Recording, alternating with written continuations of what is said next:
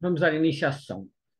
O tema da sessão de hoje é a petinha ribeirinha, também chamada petinha aquática, e o título da sessão é Petinha Ribeirinha, sai mais um Réquiem.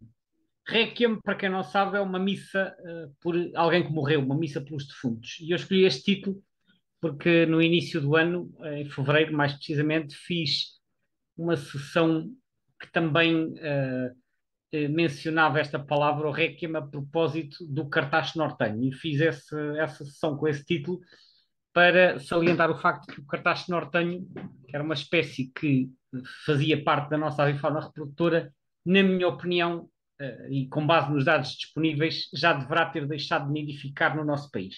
Portanto, daí a sugestão de fazer um Requiem, dado que a espécie desapareceu, portanto, no sentido simbólico, evidentemente.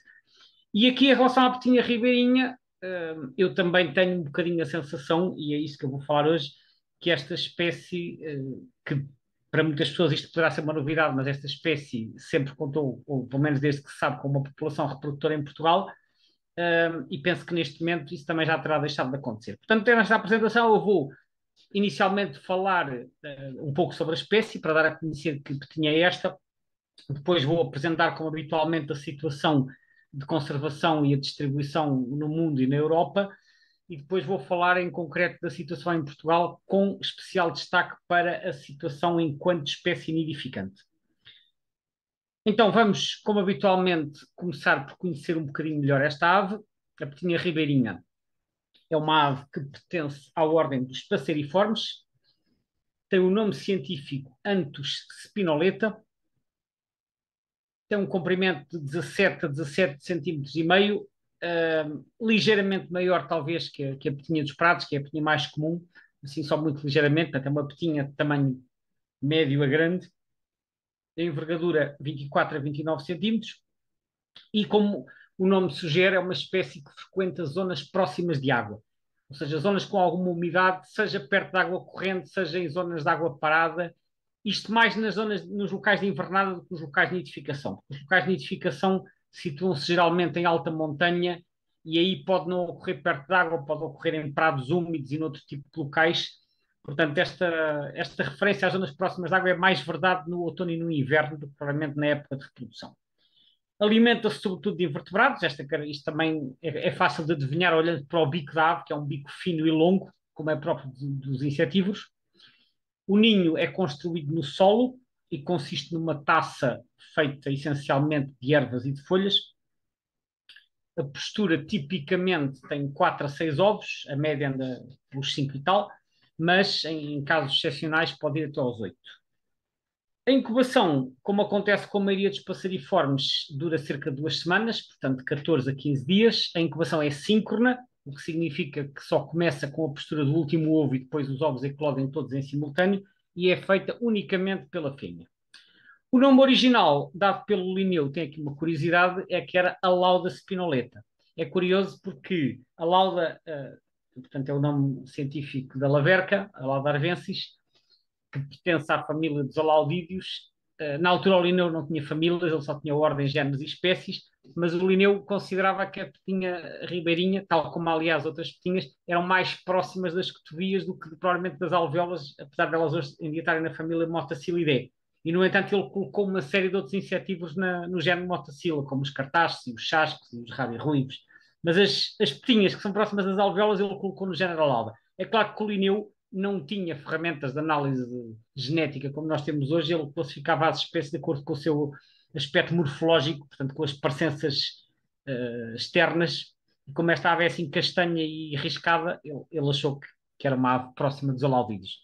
Mas pronto, a classificação, entretanto, já evoluiu e atualmente já não é o caso. Falando um pouco do nome científico, Anthus spinoleta. Anthus é um nome que vem na literatura antiga, concretamente na literatura do tempo dos romanos.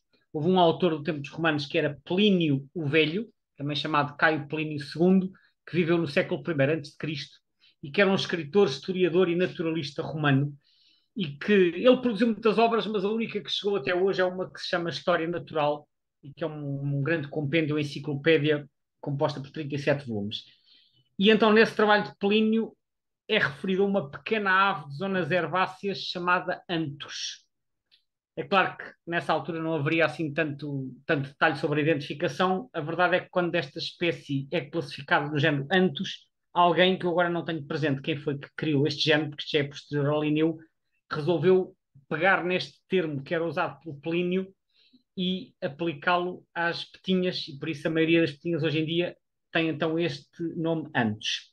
Spinoletta. Spinoletta é um nome com uma sonoridade italiana, como acontece com a Vocetta, como acontece com Garzetta, e de facto este nome tem origem em Itália e concretamente é um nome da linguagem florentina, portanto Florença, e Spinoletta é um nome nesse idioma para designar as petinhas. Portanto, este Spinoletta foi logo aproveitado pelo Linneu. Como eu já referi, o Linneu, além de usar termos latinos e gregos, foi buscar também palavras ou outros idiomas. Portanto, antes Spinoletta é então a origem deste nome científico. Agora aqui, falando um pouco de identificação, temos aqui uma estampa tirada do Birds of Western Palearctic on CD-ROM. Temos aqui 9 imagens, mas na verdade aqui só nos interessam a número 1 e a número 2. A número 1 é o adulto da petinha ribeirinha em plumagem nupcial e a número 2, que é aquela que nós vemos mais em Portugal, é a número 2, é em plumagem outonal, ou se preferirem, ou outonal, ou invernal, ou em plumagem não nupcial. São as únicas duas que nos interessam. As outras eu vou só referir rapidamente para perceberem o que é que isto é. O 3, o 4 e o 5 referem-se a outras subespécies da petinha ribeirinha que não ocorrem na Europa.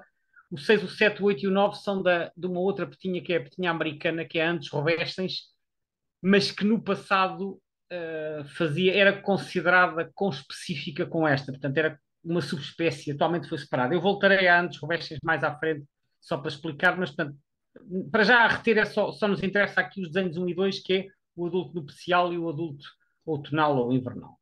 Vamos ver umas fotos. Aqui, esta foto é talvez a situação mais característica que nós podemos encontrar em Portugal, que é uma petinha ribeirinha em plumagem invernal.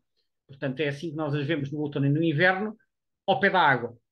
E ao pé da água pode ser num restolho de arroz, pode ser numa charca, pode ser numa pequena ribeira de curso lento, pode ser numa salina. Portanto, zonas com águas pouco profundas e margens mais ou menos lamacentas. Então, o que nós vemos é uma ave com tons essencialmente castanhos e brancos, assim um castanho quase acinzentado, mas um tom acastanhado, e essa é uma das principais características para distinguirmos da petinha dos prados, porque a petinha dos prados, que é a outra petinha que nós temos no inverno, tem tons predominantemente esverdeados, portanto, castanho esverdeado, enquanto que esta tem uns tons mais castanhos acinzentados, é a primeira característica.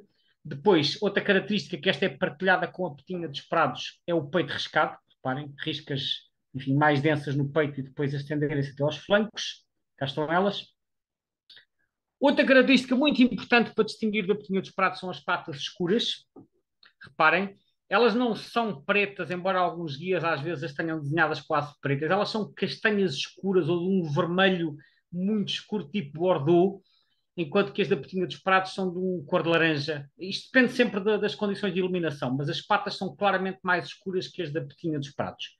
E por fim, outra característica que normalmente se destaca também é a lista supraciliar clara. Pode ter um comprimento um bocadinho variável, mas normalmente tem esta zona clara por cima dos olhos que permite a identificação. A principal dificuldade às vezes em ver estes pormenores é que a petinha ribeirinha é uma ave bastante esquiva, não tolera grandes aproximações e quando desce, por exemplo, em restolhos de arroz ou assim, enfia-se no meio da vegetação e, portanto, nem sempre é fácil encontrá-la pousada à vista a pequena distância. É uma ave que requer um bocado de paciência. Mas quando a conseguimos ver mais exposta, então estas são as características a termos em atenção. Isto é, então, como eu disse, a plumagem invernal, que é aquela que nós vemos mais frequentemente em Portugal. Depois também desaparecem, especialmente no início da primavera, adultos em plumagem nupcial, ou seja, adultos já com a plumagem que envergam na época dos ninhos. E aqui tem um aspecto completamente diferente. O aspecto que salta mais à vista é o peito rosado sem riscas, portanto, em vez de ser branco por baixo, passou a ter assim estes tons mais entre o bege e o rosado, as riscas praticamente desaparecem e fica às vezes assim com uns pontinhos aqui nas laterais do peito, mas de resto as partes inferiores estão praticamente limpas. Reparem, E depois, outra característica, a cabeça adquire uns tons um bocadinho mais acinzentados do que provavelmente acastanhados, e a lista supraciliar clara mantém-se. Portanto, este é o aspecto destas aves em plumagem nupcial. É uma plumagem que nós não vemos muitas vezes em Portugal, mas ocasionalmente, já em finais de março, início de abril, nós podemos encontrar aves com este aspecto. E para quem não esteja preparado, às vezes a pessoa olha para isto e diz: isto é o quê? Isto parece uma coisa completamente estranha, diferente do que nós conhecemos. É uma petinha ribeirinha em plumagem nupcial. Portanto, final de março, início de abril já aparece. As patas escuras, reparem também que é uma característica que se mantém e que ajuda sempre à identificação desta espécie. É claro que elas, para passarem da plumagem invernal para a plumagem nupcial, têm que fazer a muda. E quando fazem a muda, ocasionalmente, eu encontrei esta foto, não há muitas fotos que dê assim para ver os detalhes, mas encontrei esta foto no eBird, tirada a algures no centro-norte do país, não fixei o local, mas no início de abril. Cá está, a plumagem de transição, e o que nós vemos aqui é um misto das duas fotos anteriores. Portanto, o peito já está a ficar com tons rosados, como viram na foto anterior, mas ainda tem algumas riscas, a cabeça está ali entre o castanho e o cinzento, portanto ainda não adquiriu os tons nupciais, ela está claramente ainda com uma mistura de penas novas e velhas, portanto não se surpreendam, especialmente em março e abril é quando nós podemos encontrar petinhas ribeirinhas com esta plumagem. No outono não, porque no outono elas, quando aparecem por cá, já fizeram a muda para a plumagem invernal e não apanhamos habitualmente aves em plumagem de transição. Mas em março ou abril, final de março, início de abril, quando estão mesmo a partir as últimas, de vez em quando aparecem algumas com uma plumagem assim um bocadinho estranha. Esta até tem a lista supraciliar pouco evidente, que isto é uma característica um bocadinho variável, mas cá estão as patas escuras, como sempre, que é uma característica muito útil para distinguir de todas as outras petinhas, exceto da petinha marítima, mas essa é uma raridade. Portanto, raridades à parte, as patas escuras são sempre uma característica útil para identificar a petinha ribeirinha, por isso é que eu também estou a chamar a atenção para este ponto. Bom, ainda sobre a taxonomia, gostava de referir o seguinte: esta espécie é politípica, portanto, o politípico é o oposto do monotípico. Politípico significa que tem três subespécies, sendo que na Europa só temos uma, que é a subespécie nominal, antes de Spinoleta spinoleta. Depois temos antes de Spinoleta Couteli ali na Turquia e no Cáucaso e até o Irão, e depois a Black Keystone, tem aqui um ano a mais, Black Keystone na Ásia Central. Portanto, aquelas imagens da estampa, o 3, o 4 e o 5 referiam-se a estas duas subespécies, são ligeiramente diferentes, mas não aparecem na Europa, portanto, à partida não nos dizem muito. Mas, no passado, a Antes spinoleta ainda incluía não uma, mas mais duas espécies, que era Antes petrosos, que é a petinha marítima, que é a que nidifica no norte da Europa, que tem duas subespécies, que é a Petrosus petrosus e a Petrosus littoralis, fazia parte da Antes spinoleta, e a Antes rubescens, que ocorre no leste da Ásia, na América do Norte, que tem a Antes rubescens japónica e a Antes rubescens rubescens, também faziam parte da Antes spinoleta. Portanto, esta petinha ribeirinha levou aqui, foi alvo de várias alterações taxonómicas. Ela teria pelo menos 7 subespécies, como podem ver, foi dividida em 3 espécies distintas e atualmente tem apenas 3 subespécies, das quais apenas uma na Europa. Passamos agora à habitual ficha de conservação. Ela está list concern. Eu penso que a maioria de vocês já conhece este diagrama, portanto agora não vou estar a repetir em detalhe. List concern corresponde ao estatuto pouco preocupante, isto é o estatuto global. O estatuto global é então pouco preocupante. A nível da Europa, segundo o livro vermelho das aves da Europa, está também pouco preocupante. Quanto a Portugal, em Portugal a espécie tem 2 estatutos. Isto acontece quando a população nidificante e a população invernante têm estatutos distintos. A população nidificante, neste caso, está em perigo, portanto, o estatuto endangered, que é este que está aqui, a cor de laranja, e a população invernante, que é o período em que a espécie é mais abundante, essa tem também o estatuto pouco preocupante. Portanto, temos 2 estatutos, um para a população nidificante e um para a população, aqui está visto que é de visitante, mas que é como vem no livro vermelho, mas tem o estatuto pouco preocupante. Vamos ao mapa de distribuição, isto já, portanto, considerando as 3 subespécies que eu falei. Temos aqui, este mapa tem 4 cores, sendo que o amarelo é as zonas de reprodução, onde a espécie é estival, verde, onde está todo o ano, azul, as zonas de inverno, e este verde claro são as zonas de passagem, está aqui na legenda em baixo. Portanto, podem ver que tem uma área de distribuição muito vasta, que vai desde a Península Ibérica até à China e à Mongólia, e tem aqui umas zonas mais a norte em que elas são estivais, estas manchas amarelas, e depois migram para invernar aqui no sul da Ásia, Irão, Paquistão, até ao sul da China. tem outras zonas no Cáucaso e na Europa em que elas são residentes. As populações invernantes descem até ao norte da África e à Península Arábica. Portanto, como podem ver, elas são parcialmente migradoras, especialmente as populações mais a norte, resumidamente, a distribuição das subespécies é esta, aquelas três que eu falei, antes de Spinoleta na Europa, antes de Spinoleta couteli na Turquia até ao Irão e no Cáucaso, e antes de Spinoleta blackistoni na Ásia Central e Oriental. Depois pus aqui a branco estas duas que foram separadas, que é antes Petrosos, que agora é uma espécie distinta, mas que no passado pertencia à Spinoleta, nidifica então nas Ilhas Britânicas, norte de França e países nórdicos, e antes Robescens, que tem duas subespécies, uma que é a japónica, que apanha aqui a parte oriental da Rússia, o norte da China e o Japão, e depois até antes Robescens que existe então na América do Norte e que aparece de forma acidental nos Açores. Antes Robescens, mas estas aqui não vou falar mais agora, porque não é o tema da apresentação. Vamos fazer zoom para a Europa para percebermos um bocadinho melhor a situação e o que nós vemos aqui. Vou começar pelas zonas a verde, que é onde a espécie está presente todo o ano. Quem tiver um bocadinho noção da geografia da Europa, rapidamente identificará que isto corresponde, em grosso modo, às cordilheiras, às zonas de montanha. Então, temos aqui no norte de Espanha uma extensa área, que depois já vou falar melhor, mas corresponde à Cordilheira Cantábrica e aos Pirineus. Depois aqui os Alpes, estão aqui os Alpes, aqui entre França, Itália, Suíça e Áustria. Aqui também o Massif Central de França, o Jura, que é uma cordilheira menor na Suíça, os Apeninos a descer aqui pela Itália fora. Portanto, isto são, na Europa Central e do Sul, são as zonas onde a espécie está presente todo o ano, correspondem grosso modo às cadeias montanhosas. Depois há umas zonas um bocado mais a norte, onde elas supostamente são estivais, também nos Cárpatos, até posso mostrar aqui novamente a imagem anterior. Os Cárpatos são aqui esta cordilheira que faz um C invertido aqui na zona da Roménia. Portanto, também tem uma população, mas aqui são estivais. Ou seja, as zonas mais a norte e a leste elas abandonam, o que não surpreende, porque são zonas de clima mais continental e que no inverno ficam cheias de gelo, provavelmente não têm condições para suportar a espécie durante todo o ano. E esta espécie, em muitos sítios, faz apenas movimentos altitudinais, ou seja, é uma migração de curta distância em que elas descem para locais de altitude inferior, por isso é que estas zonas estão a verde. Elas têm aqui a espécie durante todo o ano, elas apenas descem para locais mais baixos, onde os sítios não estejam congelados e elas se consigam alimentar. Mas depois há outras que dispersam para terras baixas junto à costa, aqui em Itália, Albânia, Norte da África, Península Ibérica, França, por aí fora. Portanto, no inverno elas espalham-se um bocado, umas descem em altitude, outras vão para mais longe. Aliás, sabe-se que em Espanha, em Portugal creio que não há recapturas do estrangeiro, mas em Espanha há recapturas de aves anilhadas em França, na Suíça e na República Checa. Portanto, sabe-se que chegam à Península Ibérica indivíduos vindos de outros países da Europa, nomeadamente aqui dos Alpes, que é onde está a maior parte da população europeia, como já vamos ver. Portanto, isto é mais ou menos a distribuição delas aqui neste setor da Europa onde nos encontramos.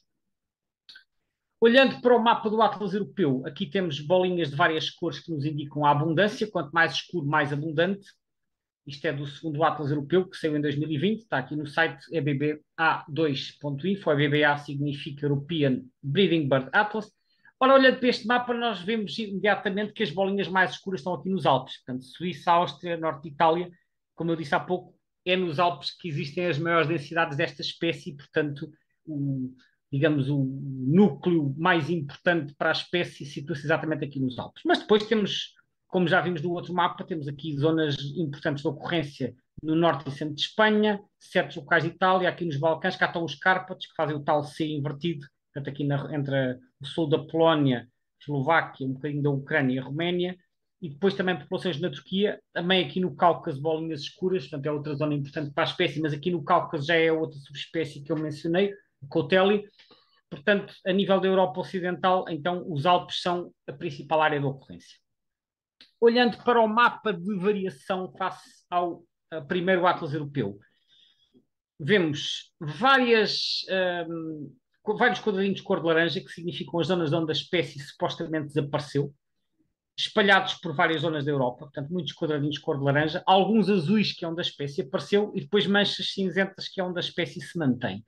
Ora, o que nós vemos neste mapa é que os quadradinhos de cor de laranja são quase tudo coisas isoladas aqui, espalhadas à volta em zonas periféricas e que na zona central, portanto, as cordilheiras do norte de Espanha, Alpes, Maciço Central, Apeninos, de uma forma geral mantém-se assim como zonas contínuas. Talvez aqui nos Cárpatos tenha diminuído um bocado mais, temos uma mancha laranja maior, mas os quadradinhos laranjas estão espalhados e eu já vou detalhar um bocadinho mais a situação em Espanha. Mas, portanto, parece haver aqui uma ligeira diminuição espalhada pelas zonas periféricas, não tão expressiva nem muito concentrada numa zona em particular. Vamos fazer zoom para a Península Ibérica para perceber melhor a situação. Na Península Ibérica, o que é que nós vemos? Vemos aqui uma mancha contínua a cinzento que vai desde a Galiza até à Catalunha, pelas terras altas. Eu já vou depois mostrar o mapa do Atlas espanhol. Isto é o Maciço Central francês. Depois vemos uns quadradinhos azuis também espalhados por vários sítios. Isto são quadrados 50 por 50. Depois vemos aqui, no sul, temos aqui dois quadrados. Isto corresponde à região de Granada, na Andaluzia, que é a zona da Serra Nevada. É um bocado estranho. Isto aparecia no primeiro Atlas europeu, mas no segundo já está como cor de laranja.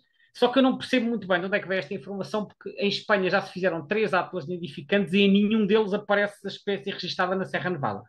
Portanto, e o que eu tive a consultar é que a espécie aparece na Serra Nevada ocasionalmente, em certos anos aparecem lá indivíduos isolados a cantar, porque é uma zona de altitude, mas que até hoje nunca foi confirmada a nidificação da espécie na Serra Nevada. Não sei porque é que o primeiro Atlas europeu tinha aqui logo em duas quadrículas, mas no segundo Atlas isto já não está. Aqui na região um bocadinho a norte de Valência, talvez ali no Maestrazgo, que é uma zona de serras, mas que aparece como ausente no segundo Atlas. Portanto, estas zonas periféricas possivelmente seriam registros que não foram confirmados no primeiro Atlas e que no segundo Atlas estão ausentes. O aspecto principal a reter é que em Espanha isto é uma espécie das terras altas do norte e pontualmente do centro, como aliás vamos ver agora um bocadinho melhor neste mapa. Isto é o mapa do segundo Atlas espanhol, tem quadrículas 10 por 10 e este mapa sim ajuda-nos a entender bem a distribuição da espécie na Península Ibérica. E eu já tenho referido várias vezes as cordilheiras, desta vez, como tenho noção que nem toda a gente conhecerá bem a geografia de Espanha, eu adicionei aqui uma legenda para ajudar a identificar as várias cordilheiras montanhosas da península. Então, aqui a norte, desde a Galiza até ao País Basco, temos a chamada Cordilheira Cantábrica, que passa aqui nas Astúrias e na Cantábria, e no norte de Castela e Leão, e que tem, entre outras, o Parque Nacional dos Picos da Europa, bastante conhecido. Portanto, aqui a espécie tem uma distribuição praticamente contínua, como podem ver, estendendo-se até aqui à Galiza, a uma zona próxima da fronteira portuguesa. Isto é relevante depois quando eu falar da situação de Portugal, que é a região de Sanabria, portanto, aqui na transição da província de Zamora para a província de Ourense. Também reparem aqui na vizinhança do Parque Nacional da Peneda Gerês, portanto, a espécie com uma distribuição muito próxima da fronteira portuguesa, e isto é muito interessante e relevante para percebermos a situação em Portugal. Depois, então, uma distribuição contínua pela Cordilheira Cantábrica, estendendo-se para leste depois pelos Pirineus. Atenção à grafia Pirineus e não Pirineus, como muitas vezes se vê escrito. A grafia correta em português é esta, Pirineus. Portanto, há uma distribuição contínua por toda a parte norte.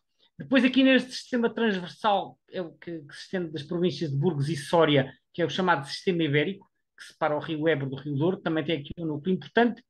E, finalmente, mais para sul, mas aqui com uma distribuição muitíssimo mais descontínua, no chamado Sistema Central, que é aquele que começa na Serra da Estrela e que depois apanha aqui a Serra de Gretos, que é esta zona aqui, e depois mais a leste a Serra de Guadarrama, já perto de Madrid. Portanto, temos também aqui um núcleo no Sistema Central, mas comparem, é muitíssimo mais descontínuo do que a população que aparece cá em cima na Cordilheira Cantábrica e nos Pirineus. Portanto, no Sistema Central, um núcleo claramente secundário. E depois, então, no Sistema Ibérico. Esta é a distribuição em Espanha. Quando apareceu o terceiro Atlas, que foi publicado há 2 ou 3 anos, faz a comparação com o anterior. Este terceiro Atlas não teve uma cobertura completa, teve uma cobertura parcial. As quadrículas que estão a cinzento não foram visitadas. E, portanto, a comparação só pode ser feita com as quadrículas que foram visitadas. Mesmo assim, já há algumas coisas que emergem. As quadrículas que têm uma bolinha vermelha são as quadrículas onde a espécie desapareceu do segundo para o terceiro Atlas. A amarelo onde se manteve e a azul onde apareceu de novo. O que é que nós vemos? Vemos que há uma concentração de quadrículas vermelhas na extremidade oriental da área de distribuição, que é os chamados Pirineus catalães, aqui nas províncias de Lleida principalmente, e um pouco de Girona, ou de Barcelona, e depois também aqui no País Basco. No País Basco também houve assim uma diminuição expressiva. Onde é que a situação se mantém razoavelmente estável? Na parte mais ocidental da Cordilheira Cantábrica, onde está quase tudo amarelo e até com algumas bolinhas azuis, e até aqui nestas zonas relativamente próximas da fronteira portuguesa. Portanto, A parte mais ocidental da área de distribuição parece ter-se aguentado melhor do que no País Vasco e na parte catalã.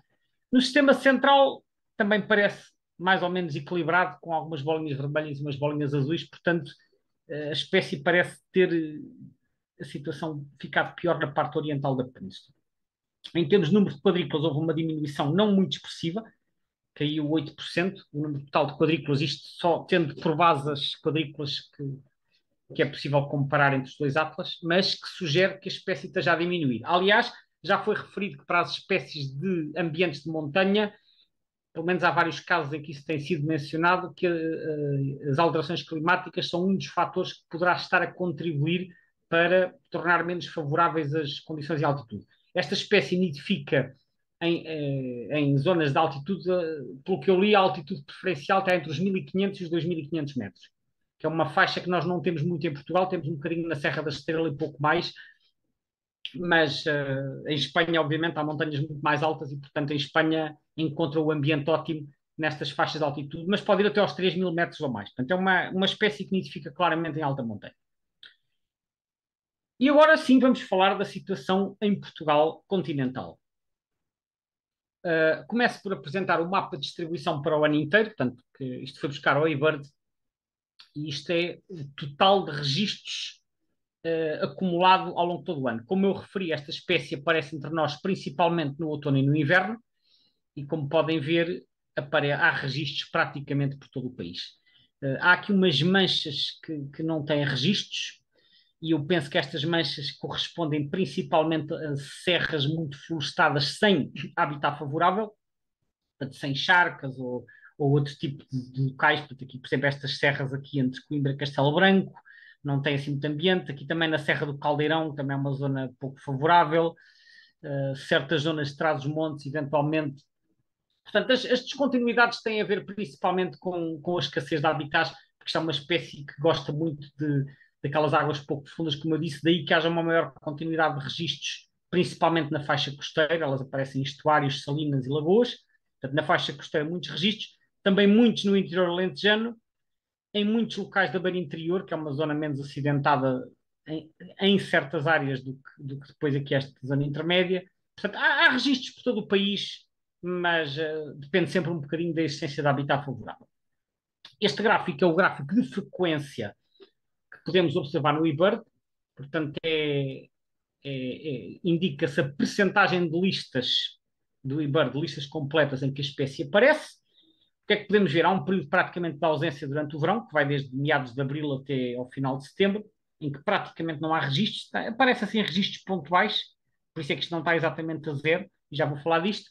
E depois, a partir do início de outubro, é quando a espécie chega em grande número, e então esta linha sobe abruptamente e atinge os valores máximos aqui em torno dos 4% de listas, valor esse que se mantém em novembro, dezembro, janeiro, depois cai um pouco em fevereiro e março. Eu estive a tentar perceber porque é que isto acontece.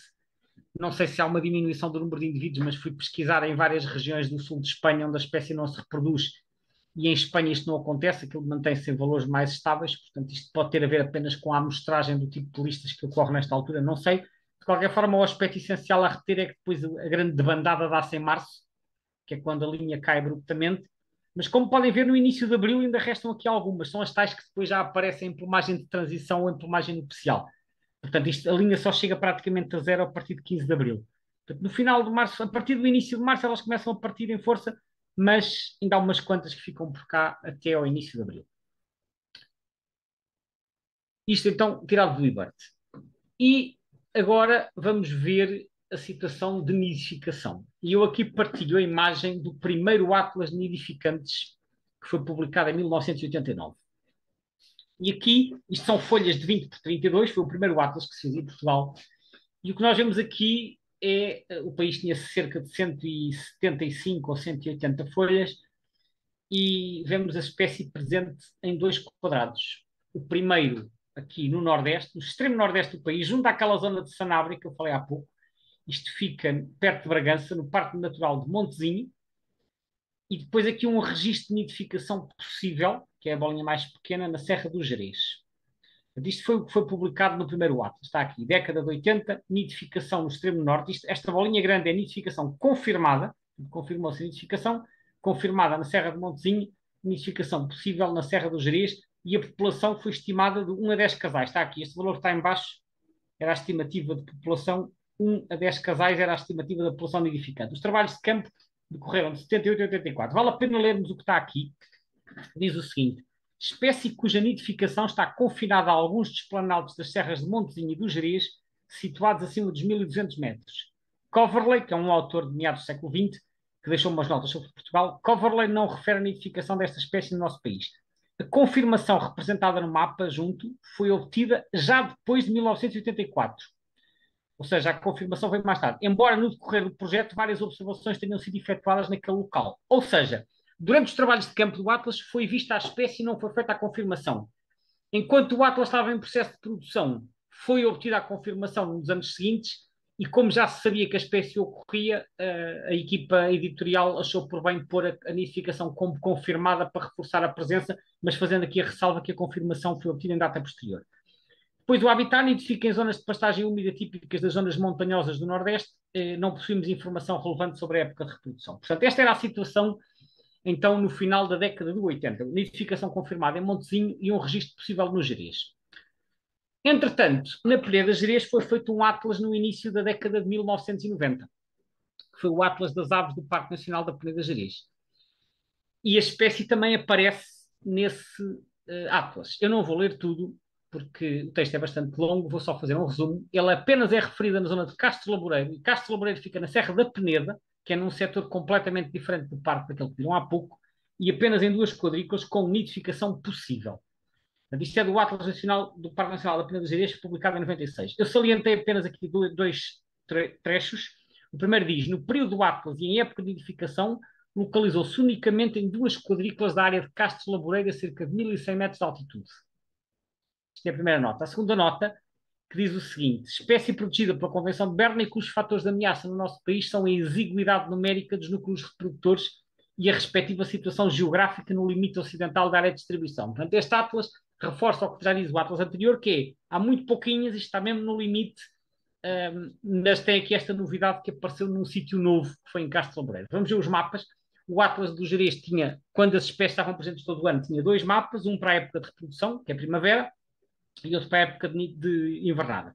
O mapa da esquerda é o da primavera, está aqui, e eu salientei aqui a zona de Castro Laboreiro, que é no extremo norte do parque. Portanto, o parque do Gerês faz assim, da Peneda Gerês, aliás, faz assim uma espécie de um C, um bocadinho inclinado.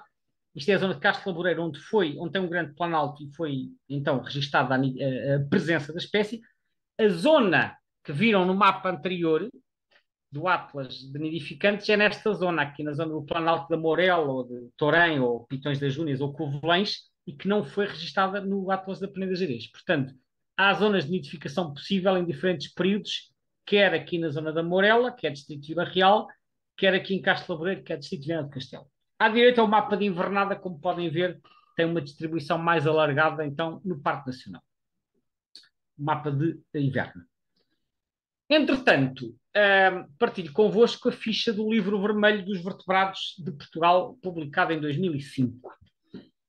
E aqui, o que é que nos diz este Livro Vermelho? Em primeiro lugar, cá estão os 2 estatutos que eu falei há pouco, que apresentei na ficha de conservação. Como reprodutora está endangered, portanto, em perigo, e como visitante, ou seja, a população invernante, está LC, que é Least Concern, ou pouco preocupante. Portanto, aqui um duplo estatuto para salientar a diferença entre a população nidificante e a população invernante. Eu também aqui não vou ler isto tudo, porque o texto é bastante longo, mas salientei alguns excertos que gostava de partilhar com vocês. Em primeiro lugar, quanto à classificação em perigo, diz assim: espécie com população muito reduzida, inferior a 50 indivíduos maturos e com uma distribuição muito circunscrita ao norte do país, apresentando uma área de ocupação diminuta e um número de localizações muito restrito. Portanto, isto era a fundamentação para estarem a dar a classificação em perigo. Em Portugal, como nidificante, apresenta uma distribuição muito restrita a norte. No Gerês, foi dado como tendo nidificação possível em apenas 2 quadrículas. Cita aqui Pimenta e Santarém, que é portanto, o Atlas da Peneda Gerês, sendo em Montezinho que se localiza a única nidificação confirmada desta espécie. Cita aqui um trabalho do Luís Reino, que basicamente reconfirma aquilo que já tinha sido confirmado na década de 80 no Atlas de nidificantes. Portanto, em 1994 ela continuava a nidificar na Serra de Montezinho. A verdade é que durante todo este tempo, até hoje, só se conheceu um único casal confirmado, que é esse da Serra de Montezinho, que depois está explicado no segundo Atlas, que eu já vou falar mais à frente. Portanto, diz aqui, apenas é conhecido um casal nidificante em Portugal. Isto causa-me alguma perplexidade, porque é que tendo só um casal se dá o estatuto endangered e não o estatuto criticamente em perigo, que enfim, uma espécie só tem um casal, está mesmo no limite de poder desaparecer. Não sei exatamente porque é que não se deu aqui o CR, mas foi dado o EN, apesar de se salientar que apenas é conhecido um casal nidificante. E depois, como justificação, diz-se, atendendo a que em Espanha está classificada como pouco preocupante, portanto, o estatuto em Espanha era list concern, e que não são detectados declínios nesse país, admitiu-se um risco de extinção mais reduzido no nosso país e deixou-se uma categoria na adaptação à escala regional. Eu li isto e fiquei um bocado perplexo, porque eu não percebo como é que, com uma espécie que só tem um casal nidificante, se pode falar em risco de extinção reduzido. Sinceramente, não compreendo. Mas eu não fiz parte da equipa deste projeto e, portanto, não conheço os detalhes técnicos que levaram a esta conclusão. Agora, como eu disse, se só tem um casal, esse casal pode desaparecer de um momento para o outro, portanto, o risco de extinção está sempre lá. Por fim, portanto, isto é do livro vermelho dos estudados de Portugal. Na página seguinte, ainda saliento aqui esta parte que diz medidas de conservação. Eu já disse isto que vou dizer agora em relação ao cartaz nortenho. Diz que a área de distribuição está incluída em áreas protegidas, que é o Parque Nacional da Peneda das Gerês e o Parque Natural de Montezinho, e depois reparem nesta frase: a conservação do habitat na sua área de ocorrência deve ser assegurada nos planos de ordenamento das áreas protegidas. Ou seja, isto sugere que basicamente, a recomendação que estão a fazer é, meus senhores, quando fizerem planos de ordenamento para estas áreas protegidas, por favor, não descurem a conservação do habitat. Bom, eu li isto, dei-me ao trabalho, enquanto estava a preparar este webinário, de consultar o plano de ordenamento, quer do Parque Nacional da Peneda das Gerês, quer do Parque Natural de Montezinho. Nenhum nem outro fazem referência à Petinha Ribeirinha, como aliás já não faziam referência ao Cartaz Nortenho. Portanto, tal como no Cartaz Nortenho, também aqui na Petinha Ribeirinha, o livro vermelho faz recomendações com vista à conservação da espécie, faz referência à importância de ter isto nos planos de ordenamento, e depois os planos de ordenamento não têm nenhuma referência nem a esta espécie, nem às aves, nem a aves em concreto que ocorram nessas áreas protegidas. Portanto, eu lendo aquilo fico com a sensação que os planos de ordenamento não levaram em conta este tipo de valores faunísticos, e nomeadamente estas espécies que têm uma distribuição muito restrita e cuja conservação em Portugal depende do que acontecer naquelas áreas protegidas. Portanto, é uma pena, mas de facto os planos de ordenamento não levaram isto em conta.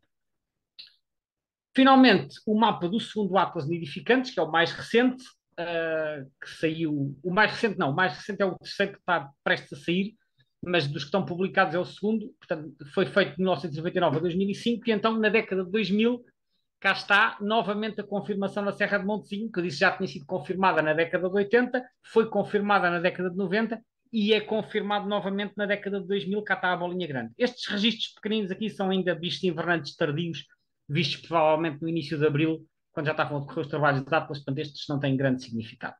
Confirmado unicamente na Serra de Montezinho. Notem que desta vez já não há registros no Parque Nacional da Peneda Gerês. Portanto, temos aqui a tal bolinha na Serra de Montezinho, mas na Peneda Gerês, nem na Morela, portanto, que é a parte aqui do Conselho de Montalegre, nem em Castro de Laboreiro. Portanto, neste Atlas já não houve registros no Gerês. Não sei exatamente quão exaustivo é que o território foi prospectado, quão exaustivamente, mas restava-nos aqui o tal casal, então, na Serra de Montezinho, que teimosamente permanecia lá num sítio muito curioso. Aliás, isto vou dizer, até está publicado no Atlas, portanto não é nenhum segredo. Quem conhece a Serra de Montezinho vai até ao topo, há um estradão perto da aldeia de Montezinho que sobe mesmo até ao topo da serra, mesmo aqui na fronteira, portanto já quase a passar para Sanábria, num sítio chamado Lama Grande, que é mesmo o ponto mais alto da serra, e ao pé da Lama Grande existe um corral de ovelhas com um muro de pedra à volta, e era aí nesse corral de ovelhas que elas costumavam nidificar. Isto está lá escrito no Atlas, portanto eu não estou aqui a transmitir nenhuma informação confidencial, e muita gente sabia e continua a saber que era lá no corral de ovelhas da Lama Grande que se podia ver o único casal de Petinha Ribeirinha que havia. Eu estou a usar o passado, já vão perceber porquê, o único casal que havia em Portugal. Portanto, esta era a situação então na década de 2000. Entretanto, fui buscar dados mais recentes ao eBird e vou-vos mostrar o mapa do eBird, mas agora, para deixar de fora os bichos invernantes e ter só as aves nidificantes, eu filtrei isto para ter só os registros de maio a julho. E então, quando nós olhamos para o mapa de maio a julho, o que é que aparece? Bom, começa aqui por Espanha, vemos aqui imensos registros, isto é a Cordilheira Cantábrica, tanto aqui entre a província de León e as Astúrias, Picos da Europa, etc., muitos registros. Depois aqui uma concentração também relevante aqui na tal zona de Sanabria, está aqui, Puebla de Sanabria, que são montanhas que vão, penso que acima dos 2.000 metros, portanto aqui temos bastantes, mais uns núcleozinhos na Galiza. E agora vejamos o que temos em Portugal. Para começar, temos aqui o registro do Gerês, em Castro Laboreiro. E este registro é razoavelmente recente, junho de 2017. Curiosamente, é o único registro que aparece no IBART. Portanto, é um registro que já tem 6 anos. E eu sei, por conversas que tive com observadores da zona, que há vários observadores que têm prospectado esta região com bastante regularidade em época de reprodução, mas que não têm visto nem Cartaz Nortenho, nem Petinha Ribeirinho. O único registro que há é este de 2017, que é o mesmo sítio onde ele tinha sido visto nos anos 90. Mas estes registros do Atlas dos Gerês não estão no IBART. Depois, cá está a Serra de Montezinho, porque a fronteira faz assim, levanta aqui um bocadinho, e aqui temos 2 ou 3 registros na zona da Lama Grande e na barragem de Serra Cerrada, que fica também na zona mais alta do parque, mas só até 2018. Portanto, e a zona tem sido visitada todos os anos, porque no IBARD é possível ver em que datas é que houve visitas à zona. Portanto, não há registros aqui há 5 anos e não há registros aqui há 6 anos. Uma situação muito parecida com a do Cartaz Nortenho, que desde 2016 deixou de ter registros também aqui na principal zona de ocorrência em Montalegre. Portanto, e estas zonas têm sido cada vez mais visitadas, porque hoje em dia há muitos observadores que vão a esta zona na primavera. Portanto, quer um, quer outro parece ter desaparecido. Depois há aqui 2 registros na zona de Miranda do Douro, um em junho de 2017, outro em maio de 2021, mas isto, não sendo locais tradicionais de ocorrência, não sendo zonas de alta montanha, poderiam ser bichos que estavam aqui em dispersão, portanto são registros isolados, não lhes dou particular significado porque não são registros recorrentes. Também há outros registros, às vezes em junho, até mais no sul da Península Ibérica, portanto, não... enfim, assinalei-os aqui porque eles estão no IBIRD, mas o que é relevante é que nos 2 locais conhecidos de reprodução não há observações há 5 anos num e há 6 anos noutro. Portanto, resumindo, Serra do Gerês, aliás, da Peneda, peço desculpa, isto está mal, isto é no Parque Nacional da Peneda Gerês, mas isto é na Serra da Peneda, último registro em 2017, Serra de Montezinho, último registro em 2018, e depois 2 registros isolados em anos diferentes em Miranda do Douro. Esta é a situação que nós podemos encontrar com base nos dados do IBART. E, portanto, eu olhando para isto, fico com aquela suspeita, obviamente que é apenas uma suspeita, porque às vezes pode haver algum recanto escondido que tenha mais algum casal, mas fico com a suspeita que neste momento já não temos Petinha Ribeirinha a nidificar em Portugal. É certo que só haveria um casal confirmado, podia haver mais um ou dois no Gerês, estamos a falar de populações marginais, e as populações marginais têm sempre estas coisas, podem aparecer e desaparecer, e portanto até pode dar-se o caso deste casal de Montezinho não nidificar todos os anos e aparecer esporadicamente, até porque, como vimos, a população da Galiza não está propriamente a contrair, elas estão a contrair na parte mais oriental de Espanha, mas na Galiza até parece estar estável, portanto, por isso é que eu pus sai mais um RECM com um ponto de interrogação, ou seja, a situação aqui parece menos evidente do que o Cartaz Nortenho, que está claramente a contrair em Espanha também. Aqui eu fico na dúvida. Fico na dúvida se é flutuações, se é uma ausência temporária, se elas ainda voltam, ou se já desde há 5 anos que não há registro e se calhar já não volta a haver. Não sei. Acho que era uma situação que merecia acompanhamento, mesmo sabendo que se trata de uma população marginal. Em Espanha, pus aqui a azul para dizer que há muitos registros até 2023. Portanto, olhando para aqui, muitas destes pinos são deste ano. Portanto, aqui em Espanha não desapareceu. Continua a ocorrer. A nossa população é que parece-me que já não ocorre.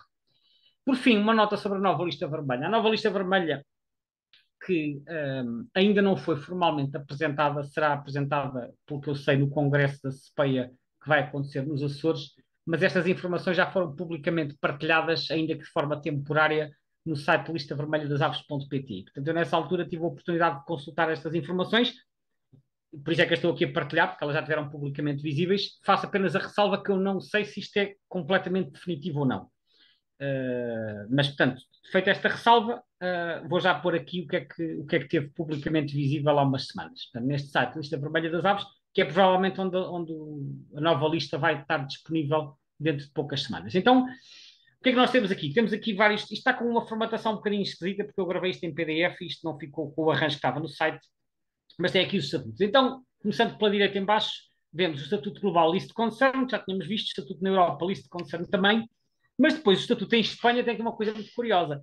Não sei se recordam que quando li a fundamentação do primeiro livro vermelho, do livro vermelho de 2005, dizia que uma das justificações para se achar que não se iam extinguir é que em Espanha a espécie estava como list concern. Estava, mas já não está. Porque neste momento em Espanha ela passou para um nível acima em termos de ameaça. Não está ainda ameaçada, mas está a NT. A NT é Near Threatened, que é quase ameaçada. O que não me surpreende, porque em Espanha, como vocês viram no mapa, elas estão a diminuir acentuadamente na parte oriental, portanto, na Catalunha, numa grande parte dos Pirineus e no País Vasco. Portanto, ainda não está ameaçada, porque ainda há muitas, mas já puseram em NT. O que significa que esta diminuição, se alastrar para o oeste, pode chegar cá. Ora, em Portugal estava em 2005 EN, como viram, e agora em 2022, e isto é aquilo que me surpreende e que eu não compreendo mesmo, eu já disse que em 2005 achava que devia estar CR, porque só tinha um casal. E agora não sei se tem um casal ou se já não tem nenhum, porque eu desconfio que já não tem nenhum. E, no entanto, aparentemente, na nova lista vermelha, o estatuto continua EN. O LC é para a população invernante, está aqui, lista de concern.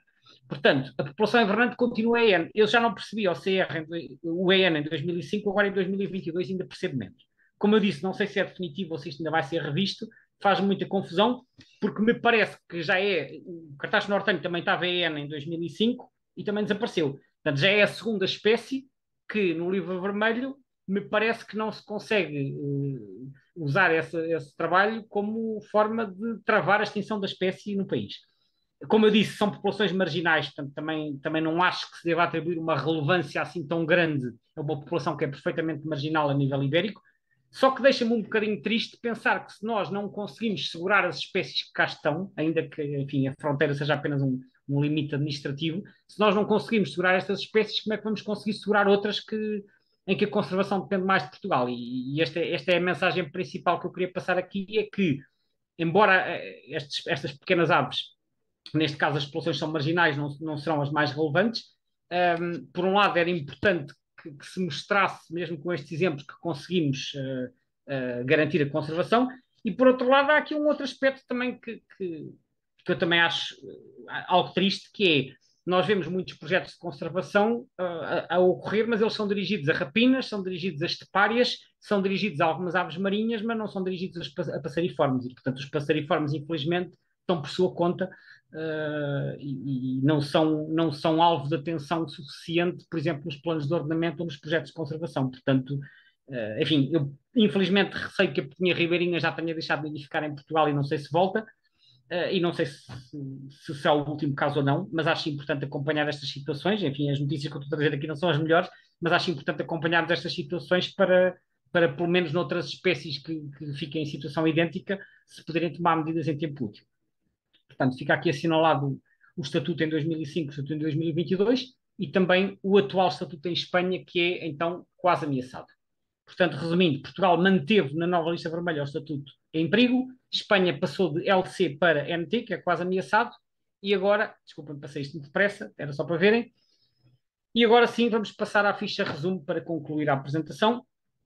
Então, a Petinha Ribeirinha, como vimos, nidifica na Europa Central e do Sul em terras altas, portanto, nas cordilheiras montanhosas, tendo nos Alpes o seu principal núcleo e depois também em diversas cordilheiras espanholas. É um migrador altitudinal e de média distância. Nós recebemos cá também aves vindas de outros países europeus. Vimos que na Europa a área de distribuição está em regressão ligeira, portanto, com desaparecimentos em algumas áreas, mas os núcleos principais mantêm-se. Vimos que em Espanha está em regressão em algumas zonas, principalmente nos Pirineus e no País Vasco, e na parte oriental, portanto, na parte oriental da Cordilheira Cantábrica. Vimos que nidifica muito perto da fronteira portuguesa, na Galiza, particularmente na zona de Sanabria. E quanto a Portugal, vimos que é uma espécie invernante comum e bem distribuída por todo o país, mas que como nidificante é rara, ou devemos talvez dizer muito rara. Vimos que a primeira confirmação foi posterior em 1984 e está publicada no Atlas Nidificantes, voltou a ser confirmada a nidificação na década de 90 e na década de 2000, mas que as últimas observações registadas no eBird, nos locais onde se confirmou ou se suspeitou a nidificação, que são na Serra de Montezinho e no Parque Nacional da Peneda das Gerês, foram em 2018 e, portanto, há 5 anos que não há observações em área de nidificação. Vamos ver se isto é apenas temporário ou se perdemos esta espécie também. O Estatuto de Ameaça, segundo o Livro Vermelho, quer o de 2005, quer o mais recente que está em vias de publicação, é então em perigo. Portanto, a minha percepção, face a todos estes dados, é que se a espécie não desapareceu, está em vias de desaparecer como nidificante do nosso país. Com isto termino então esta sessão sobre a Petinha Ribeirinha. Espero que, ainda que as notícias não sejam as mais animadoras, espero que pelo menos ter contribuído para vos dar a conhecer um bocadinho melhor a situação desta espécie, que já nidificou por várias décadas nas terras altas do nosso país. Vamos ver o que é que acontece no futuro. De qualquer forma, fica aqui esta informação e esperamos também que no futuro venha a ser dado mais atenção aos passeriformes, em particular àqueles que têm distribuições mais restritas no nosso país. Muito obrigado.